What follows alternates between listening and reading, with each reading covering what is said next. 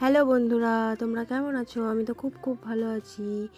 আজ আমি তোমাদের পাকা আমের আম মাখা করে দেখাবো। তো তোমরা দেখো আমি কিভাবে আমটা মাখা করি।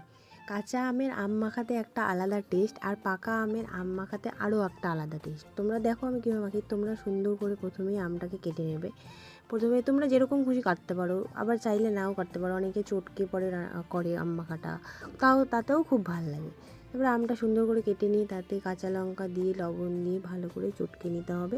চটকে তোমরা পরেও কাঁচা লঙ্কাটা আবার কুচিয়েও দিতে পারো, তোমরা যেরকম ইচ্ছে সেরকমভাবেও দিতে পারো। তারপর চিনি, লঙ্কার গুঁড়ো, তারপরে আমি এখানে হাজমোলাও দিয়ে দিলাম, জলজিরা, তারপরে একটু সরষার তেল।